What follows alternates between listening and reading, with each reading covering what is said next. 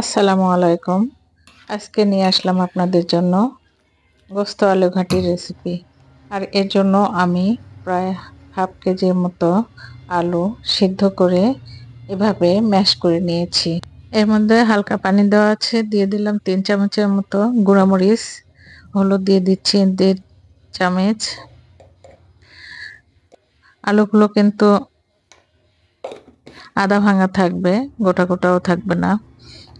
এখানে দিয়ে দিচ্ছি ধনিয়া গুঁড়া 1 চামচ, লবণ পরিমাণ মতো, আদা রসুন জিরা বাটা 1.5 চামচ,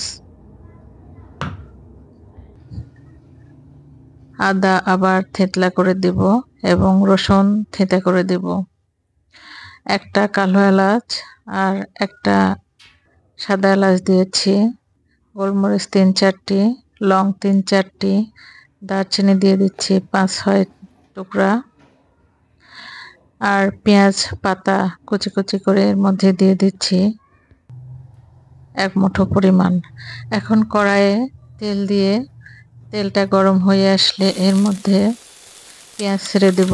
আর পেঁয়াজগুলো ভেজে যখন ব্রাউন হয়ে আসবে এর মধ্যে সামান্য জিরা ফোড়ন দিব। দেখুন জিরা ফোড়ন দিয়ে জিরাগুলো ফুটে উঠলে এর মধ্যে মশলা সহ আলুগুলো ঢেলে দেব। এর মধ্যে তেজপাতাও দিয়ে দিয়েছি। দেখুন এখন মশলা সহ আলুগুলো ঢেলে দিচ্ছি, দিয়ে এগুলো নাড়তে নাড়তে সব মিশ্রণগুলো একত্রে মিশিয়ে নেব।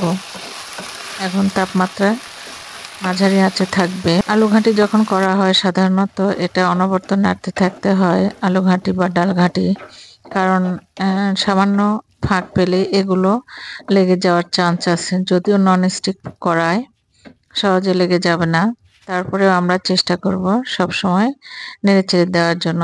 দেখুন যখন পানিগুলো টেনে আসবে তখন গরম পানি আমি এতে দিয়ে দিব সামান্য পরিমাণে কষিয়ে নেওয়ার জন্য। আমি ঠান্ডা পানি এখানে ইউজ করব না, গরম পানি, একদম গরম পানি, কষকষে গরম পানি এখানে ইউজ করব।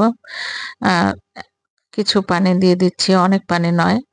দেখুন পানির পরিমাণটা দেখে বোঝা যাচ্ছে 1 কাপের মতো। এগুলো যখন আবার পানিটা টেনে আসবে আমি অনবরত নাড়তে থাকবো।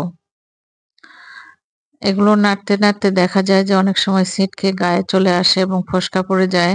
এজন্য আমাদের একটু দূরে দাঁড়িয়ে এগুলো নাড়তে হবে।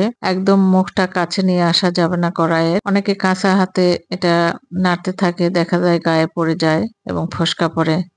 পানি আবার টেনে এসেছে, আবার আমি একটু 1.5 কাপের মতো বা 2 কাপের মতো পানি দিয়ে দিচ্ছি, দিয়ে এগুলো আবার নাড়তে থাকবো এবং তাপমাত্রা মাঝারি টু হাই হিটে থাকবে। পানি প্রায় আবার টেনে এসেছে, আমি এই মাংসগুলো এখানে দিয়ে দিব। মাংস আমার আগে রান্না করে রাখা আছে। গরুর মাংস আমি ঝোল দেওয়ার জন্য গরম পানি আবার দিয়ে দিলাম। এই পানিটা যখন ফুটে উঠবে তখন রান্না করা মাংসগুলো আমি দিয়ে দিব। দেখুন যেহেতু গরম পানি দিয়েছি তাই খুব দ্রুত এটা ফুটে উঠেছে। মাংস প্রায় 250 গ্রামের মতো মাংস এর মধ্যে দিয়ে দিব।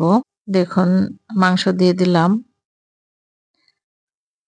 এখন এগুলো নেড়েচেড়ে যখন মিশ্রণটা ঘন হয়ে আসবে অনেকটা, একদম ঘন করা যাবে না, কারণ আলু তরকারিগুলো নামিয়ে রাখলে এগুলো আবার টেনে আসে। আলুগুলো পানি অনেকটাই টেনে নেয়, এই জন্য একটু পাতলা রাখতে হবে যাতে ঘন হওয়ার পরেও এটা সুন্দর একটা ঘাঁটি অবস্থায় থাকে। এই যে ফুটে উঠছে, আমরা প্রায় আমাদের রান্নাটা প্রায় কমপ্লিট হয়ে এসেছে। দেখুন এরকম হবে। এখন ওপরে জিরা ভেজে গুঁড়ো করে নিয়ে এর উপর ছড়িয়ে দিচ্ছি একটা সুঘ্রাণের জন্য এবং টেস্ট হওয়ার জন্য। ধনেপাতা সামান্য দিয়ে দিচ্ছি। আপনারা চাইলে স্কিপ করতে পারেন, যারা ধনেপাতা পছন্দ করেন তারা ধনেপাতা ইউজ করবেন, আর যারা করেন না তারা স্কিপ করবেন। এই যে আমার ঘাঁটিটার মিশ্রণটা এরকম হবে। এত চমৎকার এটা। আলু ঘাঁটির সাথে অন্য কোনো তরকারি লাগে না, অনেক ভাত খাওয়া যায়। ভিডিওটি পছন্দ হলে লাইক দিবেন, শেয়ার করবেন আর চ্যানেলটি সাবস্ক্রাইব করে পাশে থাকা বেল আইকনটি বাজিয়ে আমাকে উৎসাহিত করবেন। ধন্যবাদ।